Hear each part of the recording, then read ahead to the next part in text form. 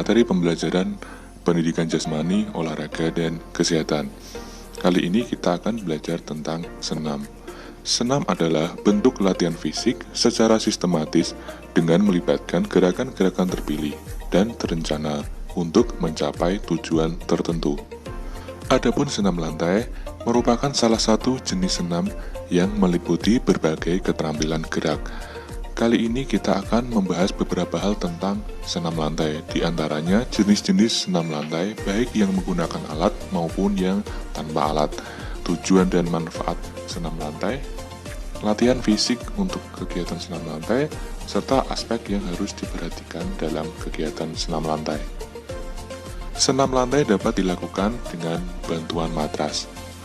Unsur-unsur senam lantai terdiri atas gerakan mengguling, melompat, meloncat, berputar di udara, serta menumpu, baik dengan tangan ataupun kaki. Senam lantai dapat dilakukan tanpa alat dan dengan alat. Yang pertama adalah senam lantai tanpa alat. Di antaranya yang pertama, guling depan atau forward roll. Guling depan merupakan gerakan berguling ke depan dengan urutan gerak dimulai dari tengkuk, punggung, pinggang, dan panggul bagian belakang. Yang kedua adalah guling belakang atau backward roll. Backward roll merupakan kebalikan dari forward roll atau guling depan. Gerakan berguling ini dimulai dari pinggul, pinggang bagian belakang, punggung, tengkuk, kemudian berdiri dengan kedua kaki. Yang ketiga adalah handstand atau berdiri dengan kedua tangan. Gerakan ini memerlukan kekuatan tangan. Untuk melakukan gerakan ini, kalian bisa menggunakan bantuan teman atau bisa bersandar pada dinding. Pastikan kalian aman untuk melakukan gerakan ini. Yang keempat adalah headstand, berdiri dengan kepala.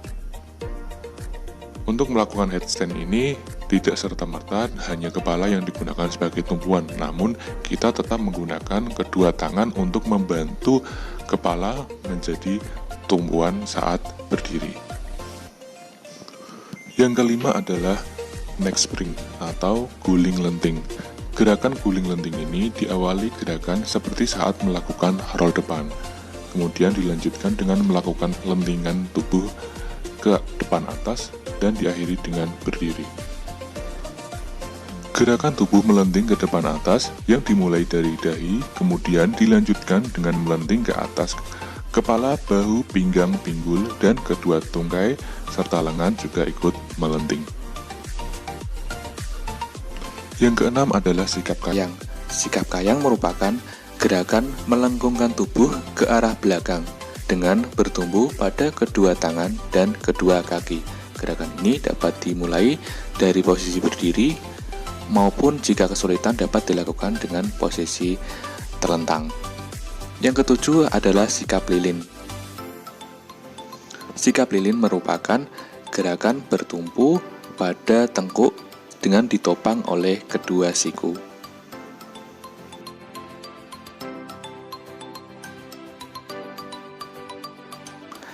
Yang kedelapan, sikap kapal terbang. Sikap kapal terbang ini merupakan gerakan bertumpu dengan satu kaki, posisi tubuh sejajar dengan lantai, kedua tangan direntangkan. Untuk melakukan gerakan ini, pastinya kita harus memiliki keseimbangan yang baik. Yang kesembilan adalah meroda. Meroda merupakan gerakan berputar dengan bertumpu kepada kedua tangan secara bergantian, kemudian bertumpu kepada kaki. Selanjutnya kita akan membahas tujuan dan manfaat melakukan senam lantai.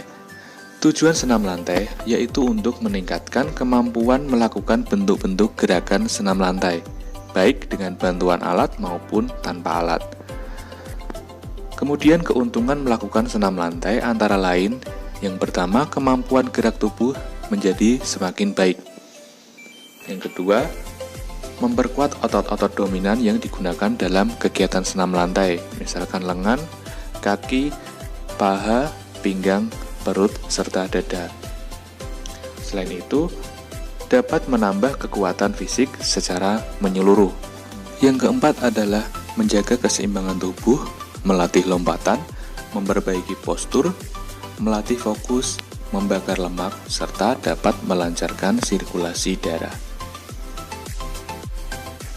Manfaat senam lantai antara lain manfaat fisik.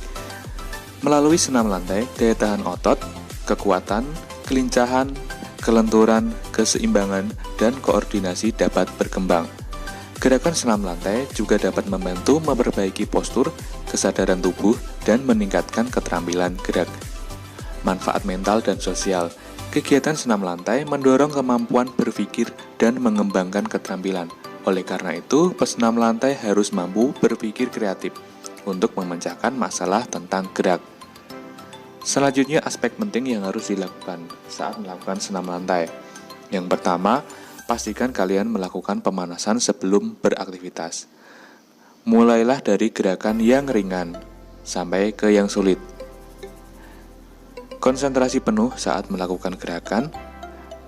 Patuhi ketentuan teknik gerakan atau instruksi dari guru. Berpakaian senam yang sesuai. Menggunakan matras setiap melakukan senam lantai. Pastikan matras dan keadaan sekitar aman untuk melakukan gerakan senam lantai. Pastikan selalu dalam pengawasan saat melakukan gerakan atau latihan. Yang terakhir, lakukan pendinginan atau relaksasi sesudah melakukan aktivitas senam.